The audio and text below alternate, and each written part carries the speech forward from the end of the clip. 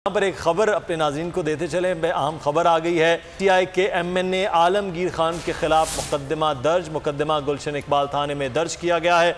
मुकदमा रियासत और रियासती इदारों के खिलाफ शरंगेजी पर दर्ज किया गया है। इसी पर बात करेंगे। हमारे साथ मौजूद हैं पाकिस्तान तहरीक इंसाफ के रहनुमा अली ज़ैदी साहब। अली ज़ैदी साहब, एक तरफ बनीगाला में पुलिस जाती है, दूसरी तरफ MNA आलमगीर खान के खिलाफ मुकदमा दर्ज किया जाता है, क्या कहेंगे इस पर?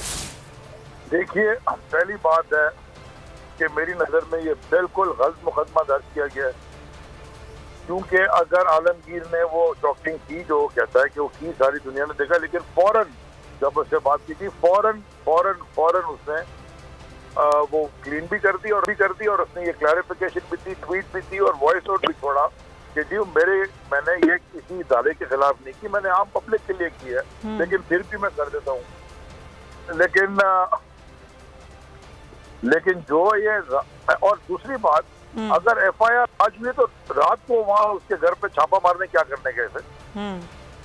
यानी कि आप FIR दर्ज कराने से पहले छापे मारने जा रहे हैं। और FIR किसी के ऊपर, इस मुल्क में अंदर मुल्क को लूटने वाले वजीर आजम बन गए, गुटखा बेचने वाले, कत्ल करने वाले, जिनकी पे कत्ल की FIR है, वो उनको बना दिया गया इंटीरियर मिनिस्टर। हर बड़ा चोर इस वक्त पाकिस्तान के बड़े से बड़े चोर वजीर बन गए हैं। 80% के ऊपर बेलों के ऊपर बाहर है, सब हर 100% के ऊपर केस लगा हुआ है। और जाके आप इस तरह अगर एक इलेक्टेड MNA के घर पे छापे मारेंगे बगैर FIR के और FIR भी गलत दर्ज करेंगे, तो फिर किस तरह मुल्क ये आपको किधर ले जाना चाहते हैं? घबराहट का शिकार है तो ये तो हार गए। घबरावा आदमी घबराता है।